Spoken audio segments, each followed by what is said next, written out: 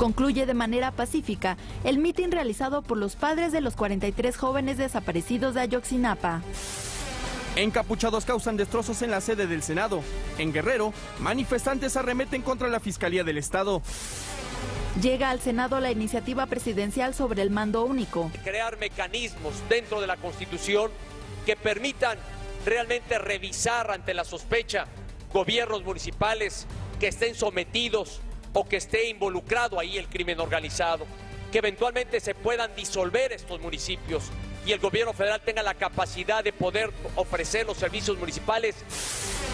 El PRI presenta compromisos para apoyar el plan sobre seguridad anunciado por el presidente Enrique Peña Nieto. Una sociedad segura depende del fortalecimiento de nuestro Estado de Derecho, que significa que la ley se aplique a todos por igual, empezando por las autoridades. La justicia permitirá lograr integración social y generar mayor prosperidad para todos. En Texas, Estados Unidos, aprueban $86 millones para reforzar la frontera con México. ¿Qué tal? Muy buenos días, bienvenidos al Primer Café. Muchísimas gracias por acompañarnos en este martes 2 de diciembre. Ana María Salazar, Raimundo Rivapalacio, ¿cómo están? Muy buenos días. Muy buenos días. ¿Qué tal? ¿Cómo están? Muy buenos días. Pues ayer hubo marchas en 28 ciudades de este país por los normalistas de Ayotzinapa.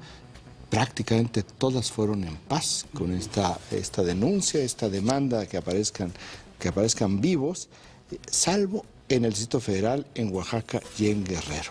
En Oaxaca y en Guerrero hubo violencia que no tiene nada que ver con los normalistas desaparecidos en Iguala, sino tiene que ver con con esta lucha política de la disidencia magisterial, que lo que quiere es que se abrogue la reforma educativa.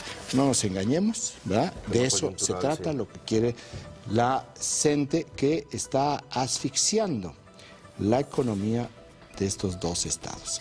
Está aniquilando el turismo en Guerrero y en Oaxaca, que es la tercera fuente de ingresos para el país. En el Distrito Federal no fue la CENTE, fueron sus asociados tácticos, los grupos radicales.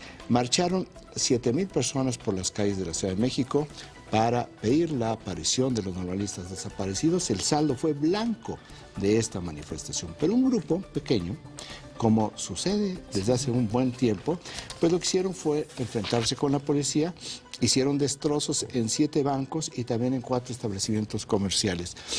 La policía los detuvo, pero bueno, vamos a esperar hoy para que queden en libertad, porque esa es la práctica. Sí. La normalidad mexicana, lamentablemente, es: tú haz lo que quieras, encapúchate, déjate acompañar por la Comisión de Derechos Humanos del Distrito Federal, quema Palacio Nacional, la puerta de Palacio Nacional, y no pasa nada. Di que es represión policial, confiesa ante la opinión pública que sí lo hiciste, pero entonces dice, pero la policía incurrió en un delito de protocolo porque me detuvo, y me detuvo de una manera medio fuerte, medio que no estoy acostumbrado. Entonces, haz eso, y ¿cuál es la solución? Te vas a la calle y te hacen honores, ¿verdad? Esa es la normalidad mexicana. Entonces, la violencia tiene que ver con que las autoridades pues no hacen nada, pero con lo que toca, que esa es la parte más importante, porque lo demás pues vendrán otras autoridades. Oye, ¿cuánto, tú estás comentando fuera del aire, cuánto te cuesta pegarle cuando tienes un accidente y le pegas a un poste? Bueno, o sea, que dañas... Si tú quemas o intentas hacerle algo a la puerta del Palacio Nacional, que es patrimonio nacional, y gritas, estás encapuchado y gritas que aparezcan los desaparecidos de Ayotzinapa, y tienes allí junto a la Comisión de Derechos Humanos, no pasa nada. Sí. Te dan un pequeño susto, pero no pasa nada. Si tú chocas y le pegas un poste de luz, el delito son 8 años de cárcel. Sí. Entonces, si van a chocar, acuérdense de llevar una capucha y una bomba molotov. Sí. Entonces, si chocan, dicen que lo estaba persiguiendo la policía, que quería reprimirlo, y se va a ir sin ningún problema, y le van a pedir disculpas. Usted disculpe por haberlo interrumpido en sus actividades cotidianas. Bueno, es una tristeza porque todas las marchas que han estado realizándose por los normalistas desaparecidos de Ayotzinapa, todas, absolutamente todas, en todo el país, el saldo es blanco. Sí. Entonces, estos grupos pequeños que generan la violencia, lo único que hacen es ocultar esta demanda de la sociedad mexicana. Yo creo que el argumento, porque yo hablé con varios periodistas ayer, el argumento que por alguna razón le dieron mucha credibilidad es que este muchacho dice, es que yo me estaba defendiendo en contra de la policía, por eso les tiré una bomba molotov. Tuvo mucha credibilidad, o sea, yo hablando con algunos periodistas extranjeros, sí, pues es que uno tiene el derecho a defenderse, le dije, a ver. No, por eso estoy sugiriendo yo, pues traer una bomba molotov para defenderse de lo que sea. Es una locura. Claro. Sí, claro. Entonces, para allá van estos argumentos. Ahora, hubo protestas en Paz Raimundo, pero entre comillas, porque lo de Guerrero, las imágenes de Guerrero... No, por eso yo lo que digo es, separemos las cosas. Sí, hay que separarlos. Hay grupos radicales en la Ciudad de México que tienen doblegadas a las autoridades. Sí. No las tienen doblegadas. Las autoridades simplemente les dicen, de usted disculpe. Y hay grupos en Oaxaca y en Guerrero que es la disidencia magisterial. Son dos grupos distintos. Como los dos son distintos a las marchas por los normalistas de Ayotzinapa. No son lo mismo. Puede haber en algunos momentos vasos comunicantes en los cuales se suman o arrancan con ellos, pero no es lo mismo, no es ni la misma agenda, no es ni la misma protesta. Las marchas por los normalistas de Ayotzinapa tienen una razón muy específica. Los grupos violentos en la Ciudad de México son exactamente los grupos que salen cada marcha, de este gobierno, desde el 1 de diciembre en que tomó posesión Enrique Peña Nieto, pero los hemos visto hace 15 años. Lo único que se renuevan pues son los hijos de los que empezaron hace 15, 20 años. Son los mismos grupos. No hay nada nuevo. Y tampoco hay nada nuevo en cuanto al proceder de las autoridades. De manera sistemática los dejan en libertad. Y lo de Oaxaca, insisto, y lo de Guerrero, es la disidencia magisterial. No es ni el fenómeno de la Ciudad de México, ni por supuesto tiene que ver con los normalistas de Ayotzinapa, pese a que en este momento y públicamente ese sea su grito. Lo que quieren es, y lo están haciendo en la negociación con el gobierno federal, porque están negociando con el gobierno federal, lo que quieren es que se derogue la reforma educativa en esos estados. Bueno, tenemos que esta es la realidad, o yo diría, esta es la normalidad mexicana. Y regresando al PAI, o más bien, entrando al PAI informativo que nos proporciona la agencia Intelite, 40% de los impactos tiene que ver con el discurso del presidente Enrique Peña Nieto en la, pues yo diría, conmemoración del segundo año de gobierno, no celebración, porque el presidente no celebró ayer, y dice no estar satisfecho con lo que se ha hecho, particularmente en el área de seguridad. Esta es una declaración realmente importante porque precisamente el área de seguridad es lo que decían al arrancar la administración, que no era cierto lo que decía Felipe Calderón y que en 100 días iban a resolver el problema de la seguridad. Bueno, este es un reconocimiento del presidente Peña Nieto, que el tema de la seguridad es su principal déficit a lo largo de esta administración. El segundo tema de este PAI informativo tiene que ver también sobre las marchas en el país, que ya nos referimos en el arranque y lo vamos a ver un poco más adelante. El tercer tema, muy importante, porque además no tiene nada que ver con una política económica, es la mezcla mexicana de petróleo. Cayó ayer a $62.26 por barril, que este es el precio más bajo desde mayo del 2010, cuando la gran crisis financiera en el mundo, y hay que decirle que $62.26 por barril a México le complica la vida, pero a la gran mayoría de las naciones los lleva a la ruina. Solamente hay 4 países, que son los Emiratos Árabes y Arabia Saudita, que pueden mantenerse con un precio de barril de petróleo de $70, que al final Eso es lo que quieren. Eso es lo que quieren los sauditas, que el precio del barril de petróleo se vaya a $70, donde ellos todavía tienen un margen de utilidad, y que desaparezcan otros jugadores. Claro, que en la desaparición de otros jugadores se incluye a 2 miembros de la OPEP, bueno, varios miembros de la OPEP, pero particularmente Irán. Irán necesitaría un barril de petróleo de $110 para poder mantener Rusia su viabilidad. Sí. Necesitaría 135, Venezuela necesitaría precios de petróleo por arriba de los $100. México no tanto. México con unos cuantos dólares más, que es mucho, unos cuantos dólares más, está sin mayor problema. Pero mientras tanto, $62.26 es una mala noticia. Y el tema se va a seguir bajando, ¿no? Porque esa es la tendencia. Es una mala noticia porque los petroprecios van a la baja, mientras que el dólar... Pero en México no baja el precio, o sea, lo que nosotros pagamos no baja el precio. De la gasolina. De la gasolina. Lo que sí pasa en Estados Unidos, donde sí la economía, no baja porque se refina en Estados Unidos. No baja porque ya se está considerando como un impuesto. O sea, es una política de Estado. Hay que mantenerlo porque si una vez que lo bajas, nunca lo vuelves a subir, ya no lo vas a poder subir. Te quitan el gasolinazo y te dejan el impuesto. El impuesto. Más un impuesto. Sí. El dólar se cotizó ayer en 14.25 pesos por dólar, que es la tasa más alta desde junio del 2012. Turbulencias internacionales llevan este tipo de tasas y de precios en estos mercados. El cuarto tema, fíjate, yo pensaría que este debe haber sido el principal tema, que ya es la entrada al Senado de las propuestas sobre seguridad y justicia que envió ayer la Presidencia de la República al Senado, que va a ser la Cámara de Origen. Ayer preguntábamos cuál sería la Cámara de Origen. Fue el Senado por las reformas constitucionales que se tienen que hacer.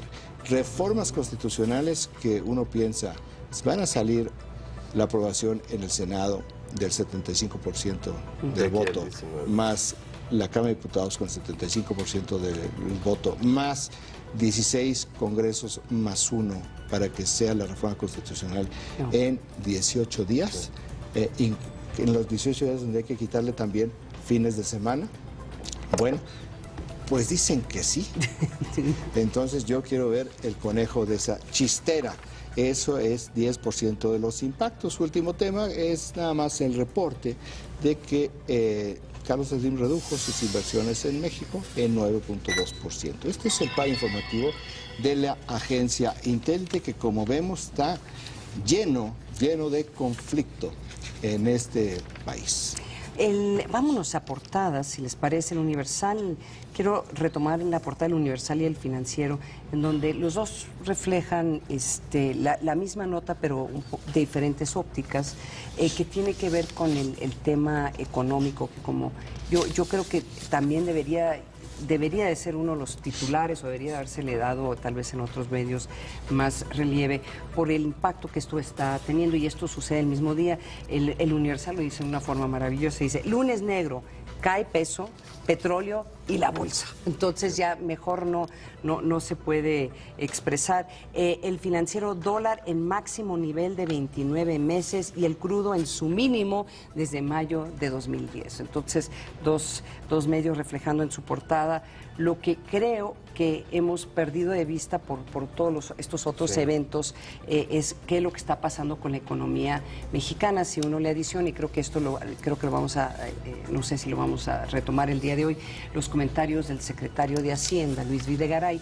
donde dice, pues sí, como que sí hay posibilidades que para el 2016 vayamos a considerar que vamos a pagar impuestos, dependiendo de lo que pase en el 2015, pero ya... Esa también es una declaración muy importante porque eran dogmáticos en este gobierno de que lean mis labios, nunca, jamás, ni piensen que va a haber una reducción de impuestos, y efectivamente ayer se retractó el secretario de Hacienda. Bueno, no es lo mismo Ayotzinapa, no es lo mismo México antes y después de Ayotzinapa. Sí, claro. Entonces, están cerrando filas, no pueden tener flancos abiertos en todos lados. El presidente de la República, en este contexto, se reunió ayer con la cúpula empresarial. Es una reunión muy poco anunciada, realmente casi no está registrada en la prensa hoy en día, pero bueno, se reunió con, como se les llama, los cúpulos empresariales anoche en Los Pinos. No sabemos porque no hay ninguna información al respecto.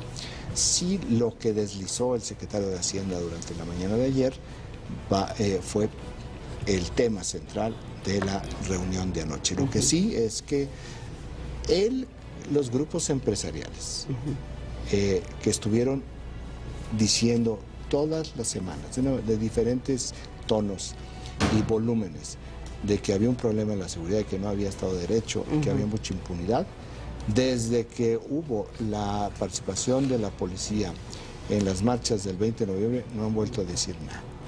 O sea, muy bien, ya lo hicieron, ¿y por qué no dijeron nada?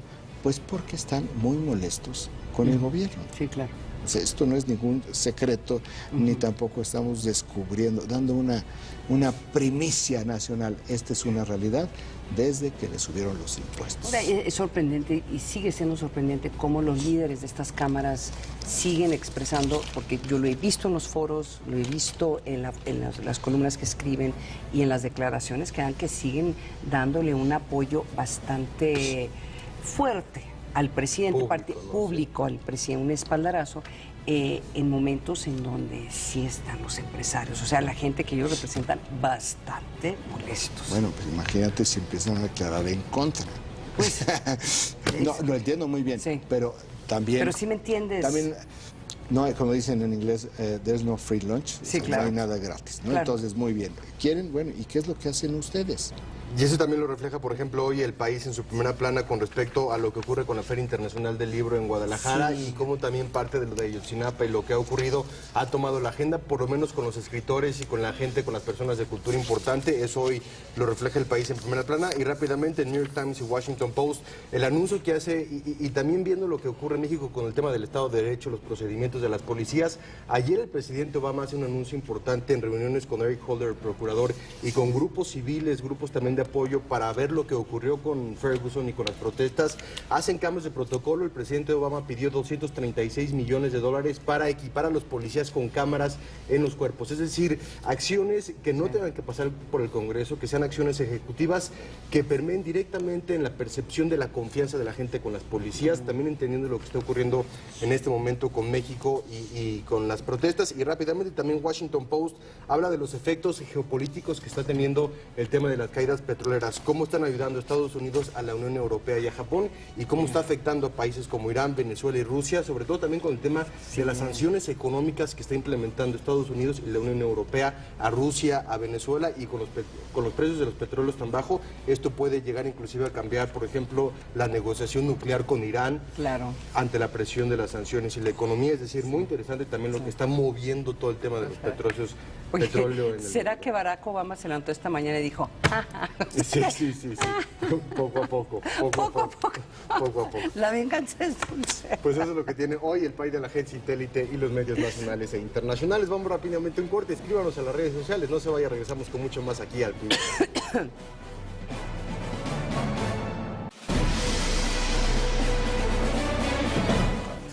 Guerrero, Oaxaca y Chiapas, 3 estados con marcada desigualdad.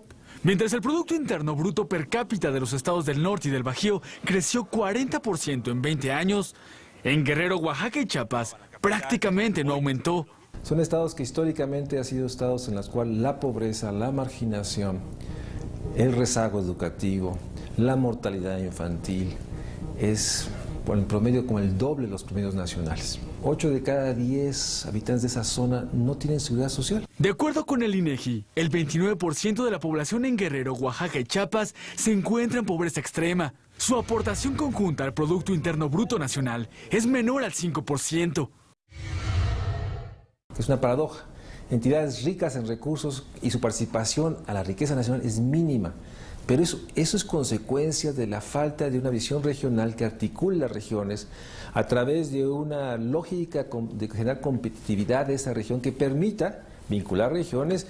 Especialistas del Centro de Estudios e Investigación en Desarrollo y Asistencia Social señalan que la falta de oportunidades es detonante del desorden social. Hay rezago económico, hay rezago social, pero también hay rezago político. La capacidad, digamos, de los congresos locales con el Ejecutivo de establecer contrapesos que permita articular un desarrollo político que incluya a todos. El presidente Enrique Peña Nieto dijo hace unos días que la paz se construye con desarrollo y por eso anunció el establecimiento de 3 zonas económicas especiales. Propongo que se establezcan 3 zonas económicas especiales en la región más atrasada del país. Estas serán el Corredor Industrial Interoceánico en el Istmo de Tehuantepec, que conectará al Pacífico con el Golfo de México, la segunda en Puerto Chiapas, y la tercera, en los municipios colindantes al puerto de Lázaro Cárdenas, tanto de Michoacán como de Guerrero. En las zonas económicas especiales se ofrecerán incentivos para atraer inversión nacional y extranjera, generar empleos de calidad y aumentar la competitividad de las empresas. Miguel Arzate, Proyecto 40.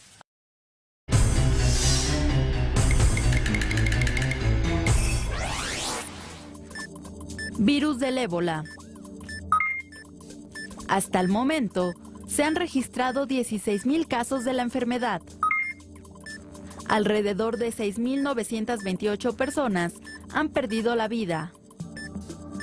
El dato útil para comentar en el café. Proyecto 40 quiere desearles lo mejor para esta época y hoy queremos hacerlo entrando hasta el rincón de sus hogares. Es momento de compartir y disfrutar. Que en estas fiestas los abrazos y las risas iluminen sus corazones. Cierren los ojos y piensen en lo que más anhelan. Deseamos salud y felicidad. En esta época, Proyecto 40 te invita a expresar tus mejores deseos. Chiapas es un lugar lleno de aventura. No importa lo que hagas, siempre te sorprende. Chiapasionate, asombrándote con la grandeza de Palenque, viviendo una aventura en Montebello, disfrutando de la magia de San Cristóbal o disfrutando Agua Azul, alegrándote con los parachicos. ¡Tú también! ¡Chiapasionate como yo! Ya llegó el juguetón. Llevamos 20 años regalando sonrisas, millones de sorpresas que pondrán la casa de cabeza.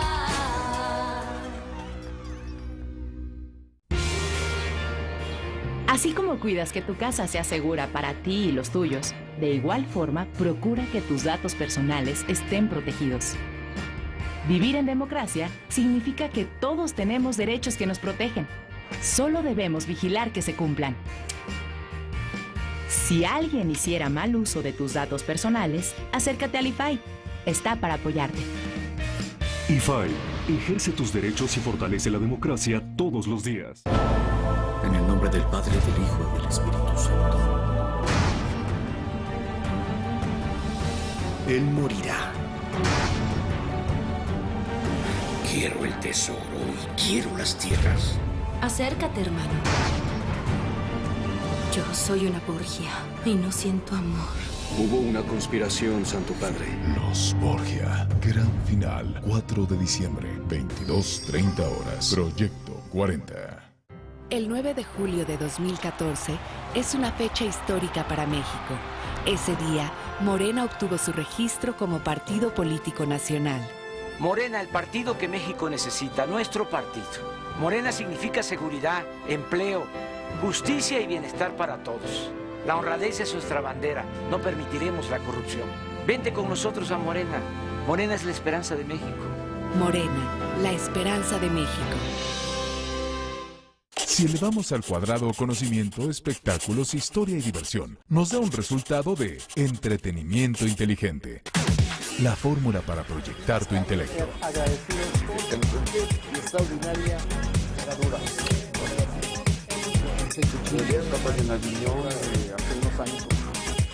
De lunes a domingo, en Proyecto 40, tenemos un espacio para expandir tus ideas. Proyecto 40. Proyecto Viajero 40. Los destinos los ponemos nosotros. Tú eliges a dónde ir. Miércoles 23:30 horas. Proyecto 40.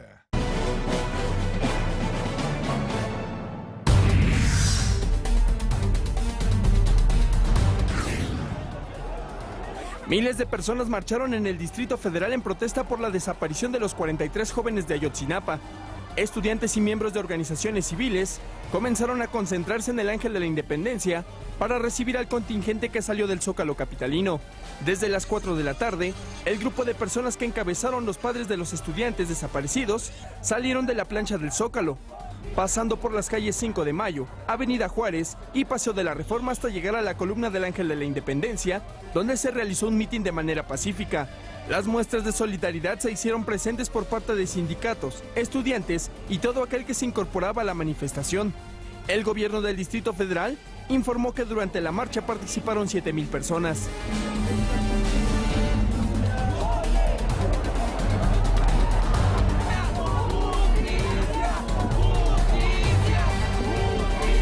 Regresamos con nuestros analistas a la mesa de El Primer Café.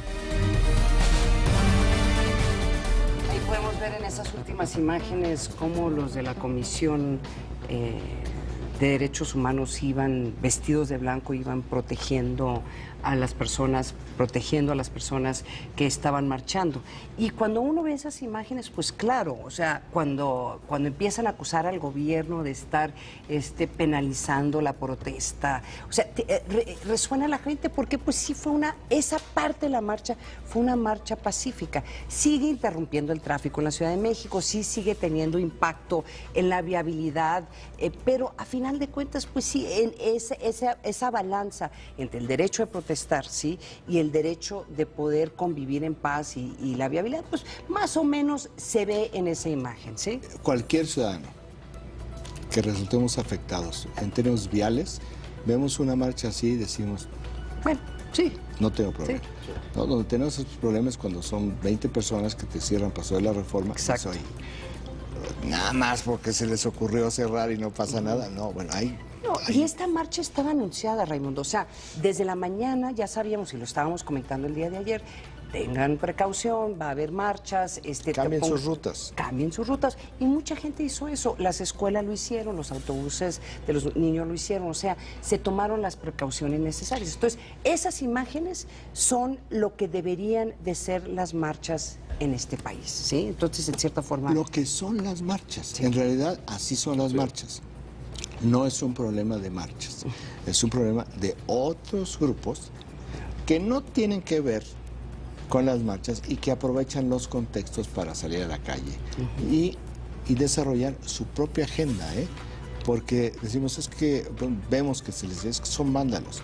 Sí. Pero esa es parte de la estrategia, no son simplemente desadaptados que salen ahí a robar, no, hay una agenda muy específica. No es casual que los de ayer son los del 20 de noviembre, los del 1 de diciembre del 2012 y para atrás.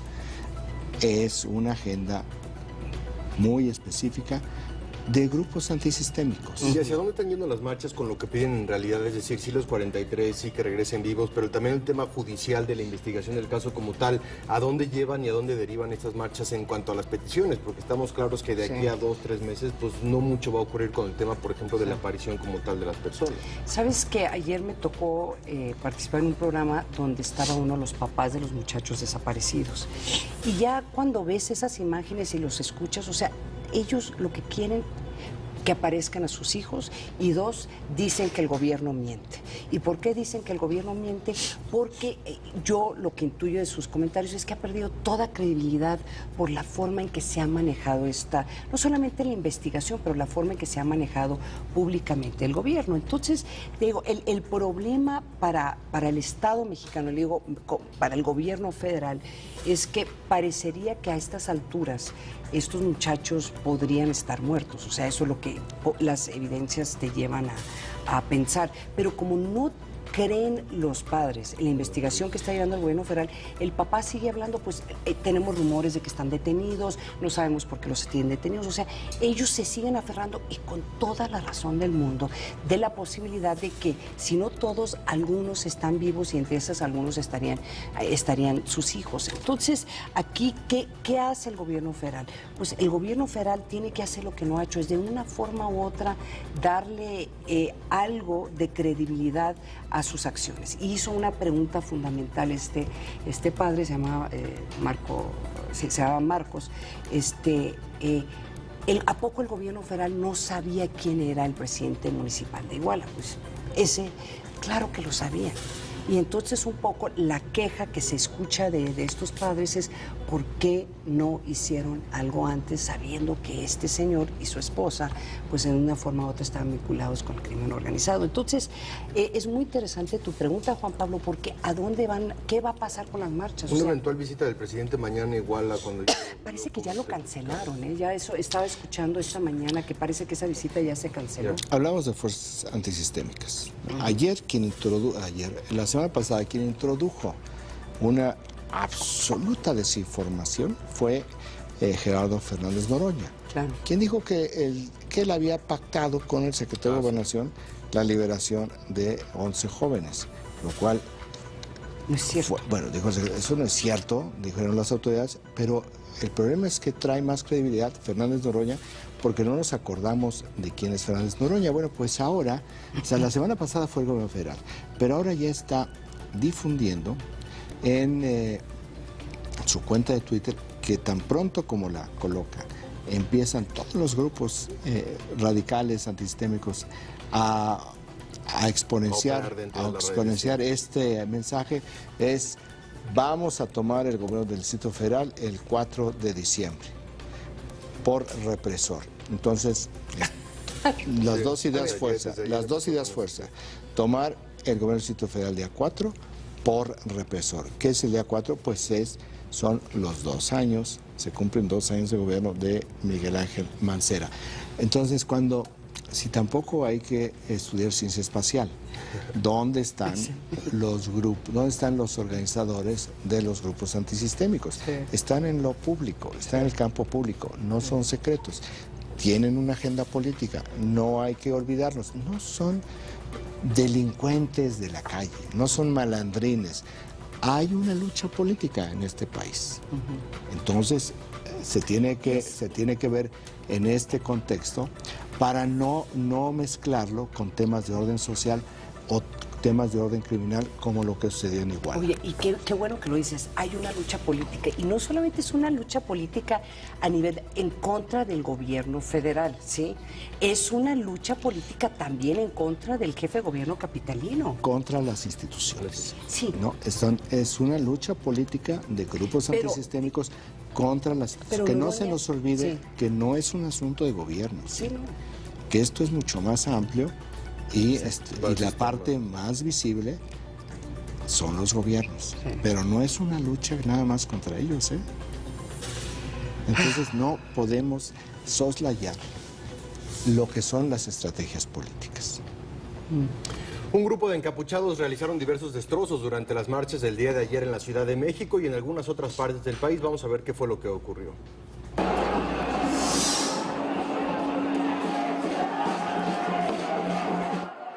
Luego de que concluyera el mitin pacífico de los padres de 43 desaparecidos de Ayotzinapa en la Ciudad de México, un grupo de personas con los rostros cubiertos comenzaron a causar daños a 7 sucursales bancarias, restaurantes y comercios que se ubican sobre Avenida Reforma, a un costado del Ángel de la Independencia.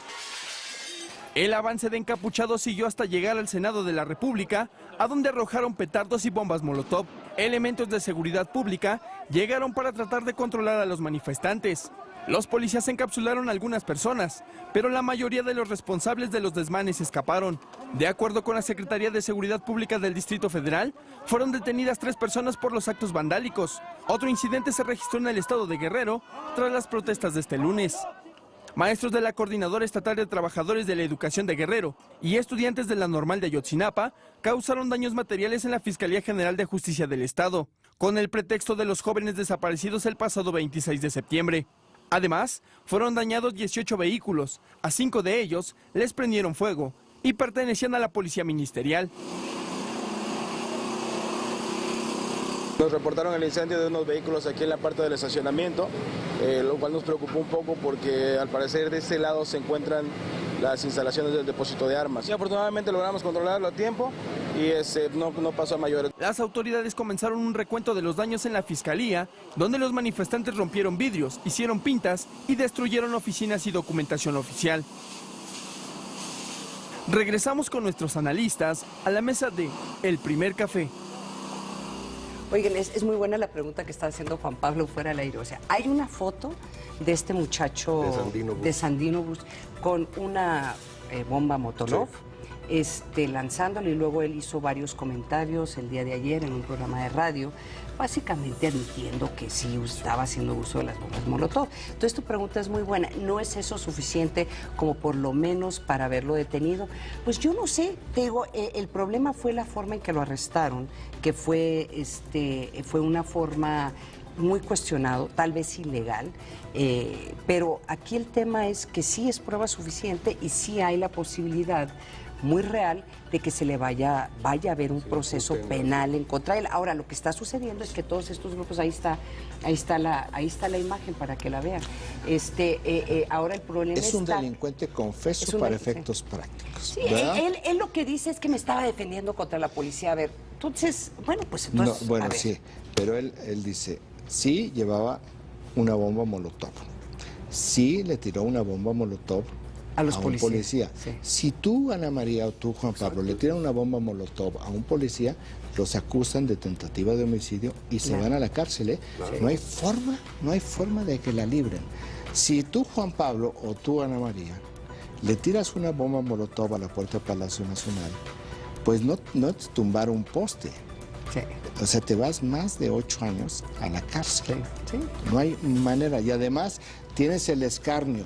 Sí. Y luego, si aunado a esto, que es, digamos, el delito en sí mismo, tú vas y declaras que sí eres y que lo usas como un método de defensa, y que así lo haces todo el tiempo, entonces tú puedes llevar sin ningún permiso, el equivalente es una pistola calibre 22. Claro.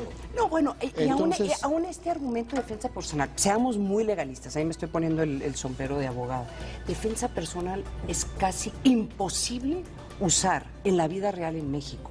¿Por qué? Porque defensa personal implica que la otra persona haya tenido la misma capacidad de fuerza y las mismas armas que traes tú.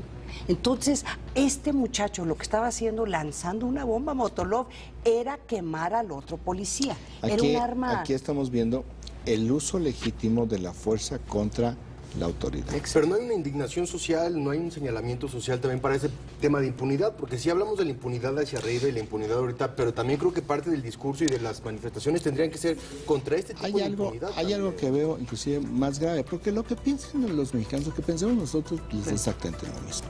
Pero lo que está sucediendo, eso es lo que quizás no se han dado cuenta, que todo este tipo de mensajes lo que están haciendo es abaratar las reformas. Ah, claro. Entonces, lo que, por generalizar, Ayotzinapa y todas sus derivaciones están abaratando la reforma energética. A lo mejor eso no lo han visto, pero si el lote para desarrollar, producir petróleo iba a costar 5 pesos, pues en estas condiciones el lote te lo van a llevar a 2 pesos. Sí. Entonces, esta es la parte que a lo mejor no se han dado cuenta, que cuando están diciendo no se van a suspender las inversiones, efectivamente, nada más que te van a decir, pero 5 pesos con ese Estado de Derecho. Sí, Raimundo, sí. Pero es que también, a ver, la comunidad internacional no había querido ver antes lo que estaba pasando en México. Te voy a dar un ejemplo. Ayer me entrevistaron sobre cómo, yo no sé por qué atrajo tanta atención en los medios internacionales el hecho de esa nota en donde salen que se están robando estos camiones, las personas que protestan de todos estos productos. Porque son multinacionales, ¿cómo no van a generarle atención al mundo? Entonces, me llama y me pregunta, le dije, a ver, pongamos las cosas en contexto. Esto ya sucede desde hace mucho tiempo en México. Hay que recordar que los muchachos de Ayotzinapa habían secuestrado un camión para irse a Iguala.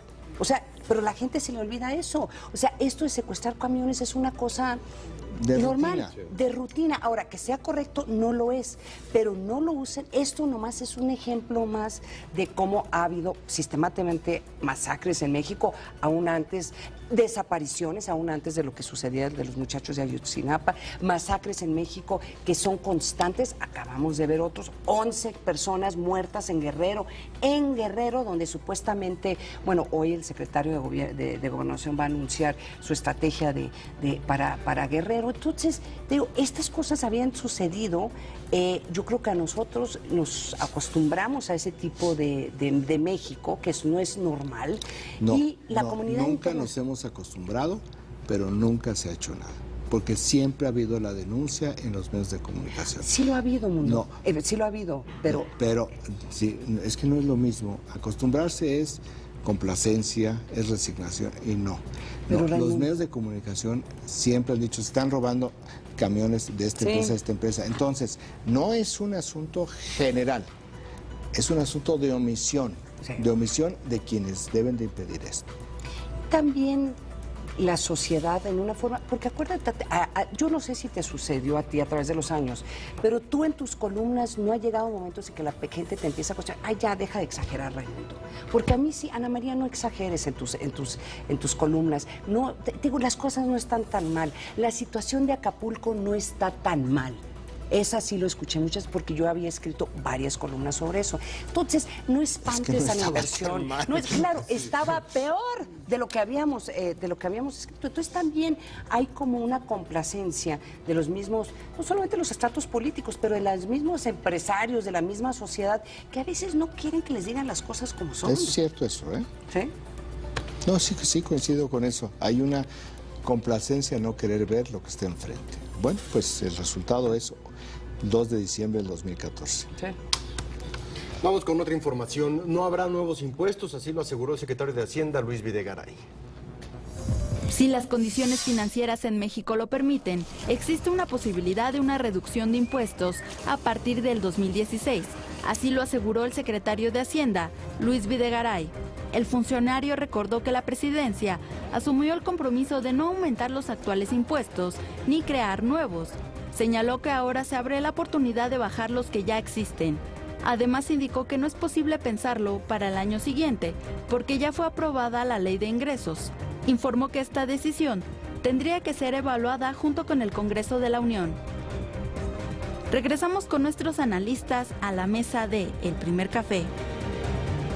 Qué rápido se nos olvidan las cosas. Hace que fue 5 meses, 6 meses que el secretario Videgaray anunció un acuerdo, que él acordó, no necesariamente acordó con los otros empresarios, pero que él acordó de que no iban a subir los impuestos y no iba a cambiar el esquema de impuestos de aquí al 2000 para dar credibilidad de aquí a... Acordó con el presidente, bueno, exactamente, que es su jefe. Entonces, pero ese fue el acuerdo. Y yo me acuerdo de los empresarios, hablando con varios empresarios, me decían, a ver, aún que hayan cometido un error, porque sí hay partes de la reforma fiscal que contadores, los mismos empresarios consideran que son errores garrafales, especialmente en términos de poder promover la inversión o promover el desarrollo en el país. Bueno, pero aún en ese acuerdo era básicamente decirle a los empresarios que no iba a haber marcha atrás, como dices tú, no íbamos dogmática, a... Muy dogmática.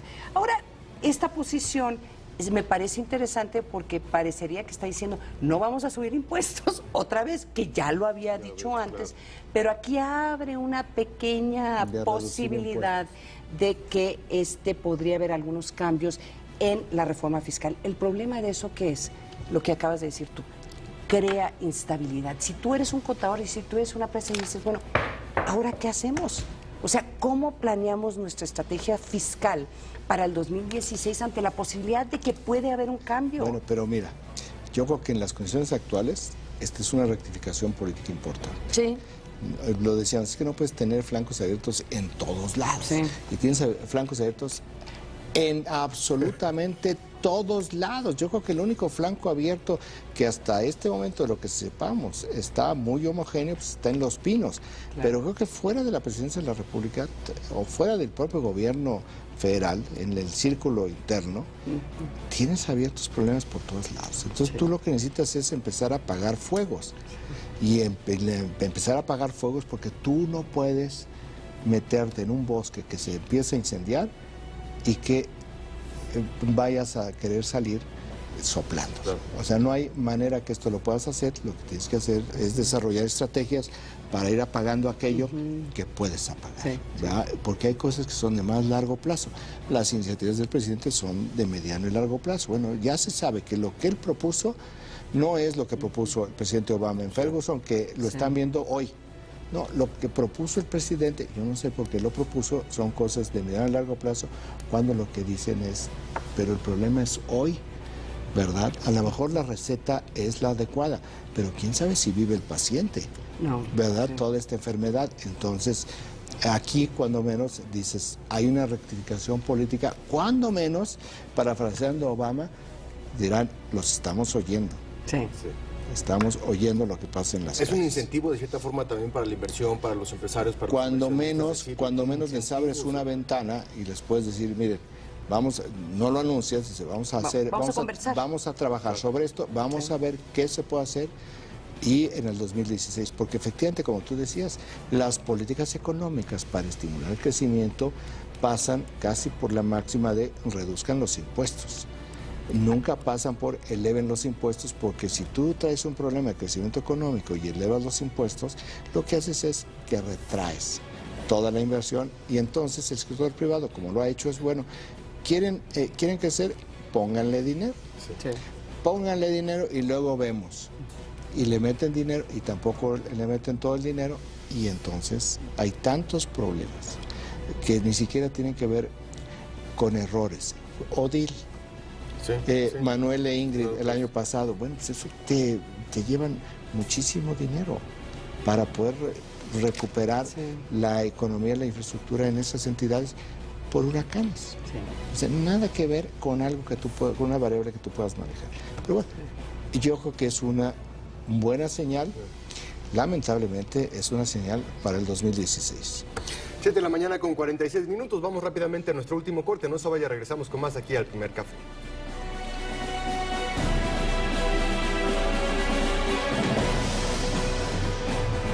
Proyecto 40 quiere desearles lo mejor para esta época y hoy queremos hacerlo entrando hasta el rincón de sus hogares. Es momento de compartir y disfrutar. Que en estas fiestas los abrazos y las risas iluminen sus corazones. Cierren los ojos y piensen en lo que más anhelan. Deseamos salud y felicidad. En esta época, Proyecto 40 te invita a expresar tus mejores deseos. Cuando pasa de seguir a dirigir, eso es ser Select. Cuando pasa de querer a poder, eso es ser Select. Para usted que ya es Select, hay un banco que conoce sus altas expectativas, Santander Select, con atención personalizada de ejecutivos altamente capacitados y productos diferenciados. Venga a conocer el mundo Santander Select, la puerta de acceso a beneficios exclusivos para usted. Santander Select. Con los años, el deporte ha evolucionado. Los cracks han venido de otro mundo. Cientos de récords y miles de marcas se han roto, pero una cosa sigue intacta: la pasión. Esa misma pasión caracteriza a nuestros expertos en Café Deporte Express, lunes a viernes 19:45 horas. Proyecto 40. Para que el dinero del presupuesto federal llegue a donde tiene que llegar, en la Cámara de Diputados lo etiquetamos para que se logren los objetivos de desarrollo económico y social. Luz, gas, dentista y el mantenimiento de la casa. Ya tenemos todo completo. Juntos tomamos las mejores decisiones. Mejores decisiones para ti. Cámara de Diputados, 62ª legislatura. Vamos a jugar basta, empieza, aprieta un botón.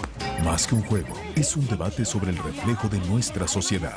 El sentido social. Sabe si ya está suficientemente satisfecho en la vida y cree que ha hecho todo lo que podía hacer. El reflejo psicológico. Creo que sí hay una vocación anárquica. La visión literata. Ante un mundo absurdo, hay que ser hombres absurdos. Y la objetividad forman una opinión en Reporte Ruemer. Porque es un programa para ustedes, por ustedes y con ustedes. Proyecto 40. Para participar en cada uno de estos temas, primero hay que estar bien informado. ¿Y qué mejor que hacerlo de la voz de los analistas políticos más importantes de la televisión mexicana. La operación para entrar en una se está saliendo cada vez más de control. Y teniendo ya la ley de asociaciones públicas. Y déjame agregar algo. Pues a ver. De lunes a viernes, forma tu propia opinión junto a nuestros expertos en la agenda política de Proyecto 40. 40 cuadros por segundo. 40 emociones. 40 grandes actuaciones. 40 visiones de los mejores directores. Más que un número, la mejor opción para ver el cine en tu casa. Cinema 40. Jueves y viernes, 15 horas. Proyecto 40.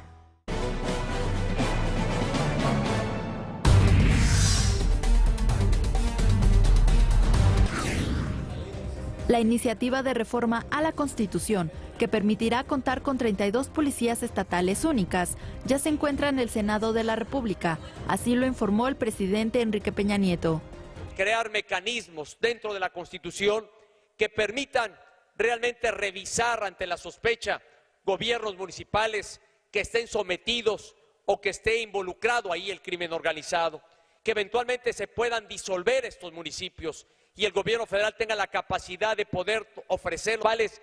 Al iniciar su tercer año de gobierno en Cintalapa, Chiapas, el mandatario mexicano recordó que estas acciones forman parte del plan de 10 puntos que anunció el jueves pasado. Era el tema de la seguridad en el país. Lo ocurrido en Iguala, Guerrero, conocido de todos los mexicanos y allá afuera en el exterior, es claro que marca un antes y un después. Es claro que exhibió las vulnerabilidades que tienen particularmente los gobiernos municipales. El proyecto de decreto propone la desaparición de 1,800 policías municipales que actualmente se encuentran en el país y en su lugar se crearán 32 mandos únicos estatales.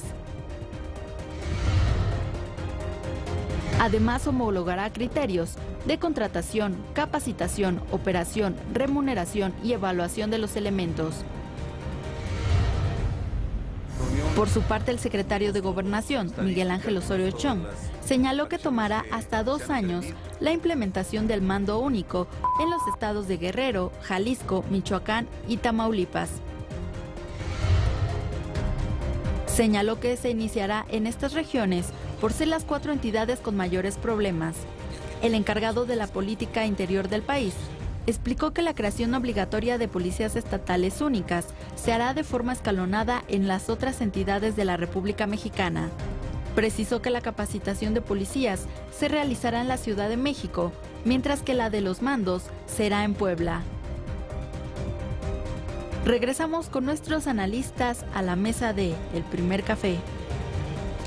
Hace algunos años hice varias investigaciones en relación a este tema, al mando único, y me fui a entrevistar presidentes municipales, presidentes de estas asociaciones que aglutinan a presidentes municipales de diferentes partidos, de diferentes partes del país.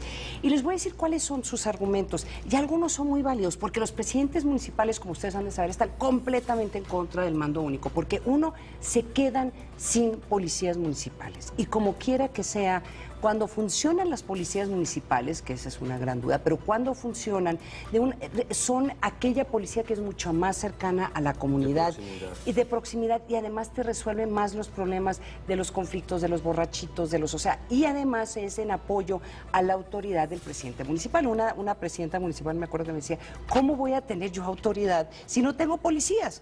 Bueno, yo creo que sí puedes tener autoridad, pero sí también refleja la necesidad que tiene toda autoridad de poder tener un brazo armado o un brazo de poder, ¿no?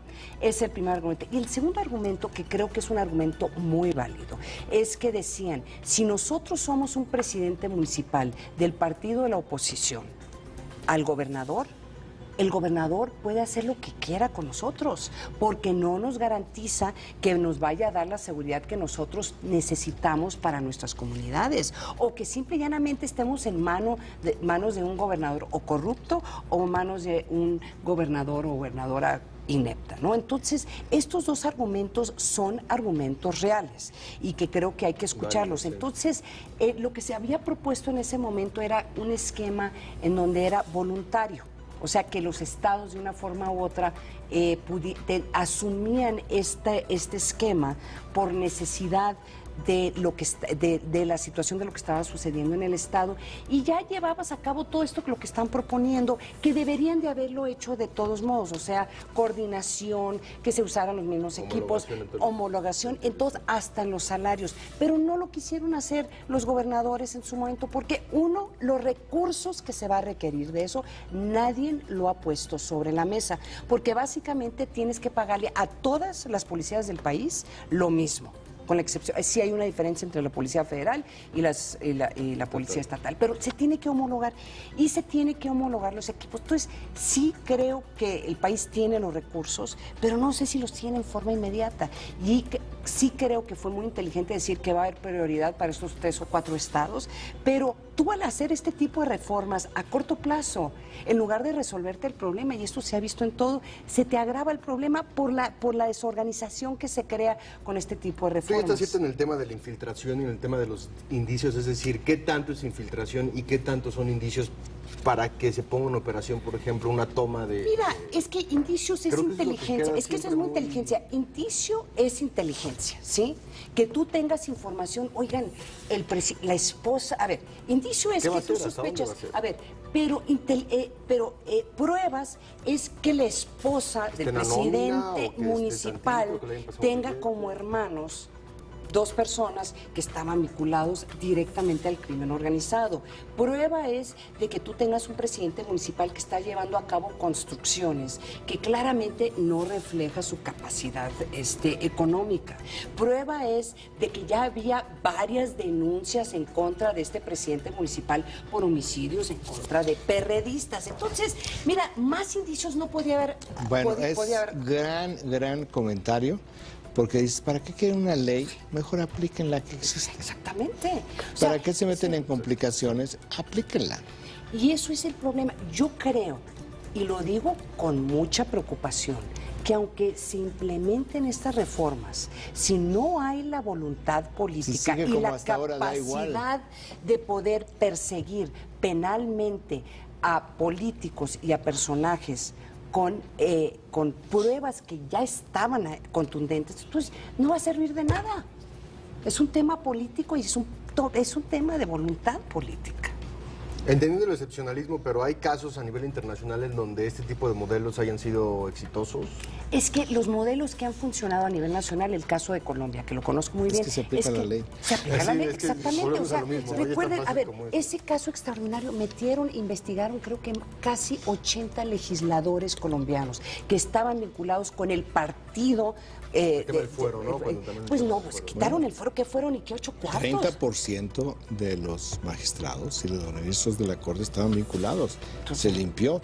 El área de inteligencia, el DAS, en Colombia, estaba infiltrado, desapareció, lo reconstruyeron. En este momento hay 30 legisladores todavía en la cárcel por sus vínculos con los paramilitares. Ahora, ¿fue porque tenía una buena ley? No, tuvieron a un fiscal independiente, a un presidente que se sintió pues con muchas dificultades de poder detener esta investigación. ¿Por qué? Porque los medios de comunicación pusieron pruebas sobre la mesa que eran absolutamente contundentes de estos vínculos. Eso es lo que se necesita. Medios de comunicación, sociedad. Y sociedad. La sociedad hubo mucha presión. Y la sociedad le creía. Aquí, sobre el caso del exalcalde José Luis Abarca, los medios de comunicación lo documentaron de una manera muy puntual. Se llegó a publicar aisladamente en la Ciudad de México. Los medios de Guerrero están repletos de información en los últimos 2 años sobre el caso de Abarca, o sea, no es algo nuevo. Era público a nivel federal la relación familiar, bueno, la detención de 17 familiares de la esposa del alcalde en Cuernavaca. ¿Te dice algo? En el 2009, incluidos sus padres, y porque sus hermanos también en ese año pues fueron asesinados por secuestradores y extorsionadores por sus propios jefes, el cártel de los Beltrán Leiva. Entonces, bueno, como que son demasiadas señales para que el semáforo no cuando menos tenga un pálido amarillo, ¿verdad? Hablando de amarillo, el tema del PRD es también esa responsabilidad. Cuando tú hablas de las responsabilidades políticas, todos los niveles fallaron. Sí. ¿Qué es lo que sucedió con los normalistas? Fue en un municipio gobernado por el PRD, apoyado por el PRD, respaldado por la dirigencia del PRD, y hoy en día el grito es que renuncie Peña.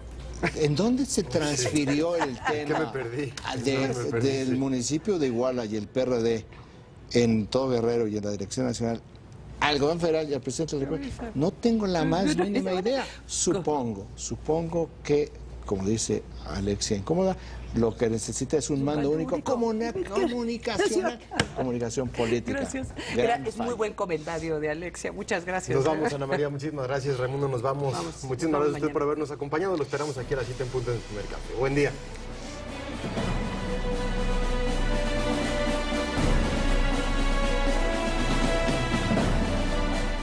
Pero ahora te da todo.